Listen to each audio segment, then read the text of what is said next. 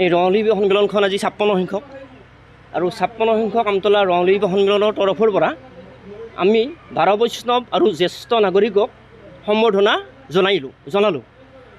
এই ক্ষেত্ৰত আমাৰ গাঁৱৰ শ্ৰী বিপুল দাস তেওঁ সৰুকালৰ পৰাই এই ধাৰাৰ লগত জড়িত আৰু তেওঁ 12 বৈষ্ণৱক সম্বৰ্ধনা দিয়াৰ কাৰণে উৎসাহ প্ৰকাশ কৰিলে আৰু সেই মৰ্মে আলোচনা কৰি কমিটিক জনাই কমিটিয়ে তেওঁক পাৰ্মিশ্যন দিলে আৰু তাৰপিছত আজি এই অনুষ্ঠানটো তেওঁ আয়োজন কৰিলে। এইটো ৰঙালী বিহু সন্মিলনৰ তৰফৰ পৰা দাতা শ্ৰী বিপুল দাস। কেনেদৰে আহিল মানে মই ভাবিলোঁ বিহুখনৰ বিষয়ে কিবা এটা কৰিম, কি কৰিম এই ভাবি থাকোঁতে যিটো বস্তু দিম যাৰ মনত থাকে। এই মানুহক সম্বৰ্ধনা চব বস্তুৱে জনায়, গামোচাখনো দিয়ে, কিতাপ এখনো দিয়ে।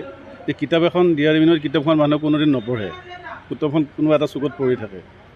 গতিকে সেই ভাবি যে এটা ভাল বস্তু দিম, যিটো ভাল বস্তু মানুহৰ যাতে গাত লাগি থাকে, সেইটো ভাবিলে যে ভগৱত এখন দিম। কাক দিম? যোনে তাৰ মূল্য জানে। সেই মূল্য জনাজনকে দিছোঁ। গতিকে তেওঁ 12 বৈষ্ণৱক বহালোঁ।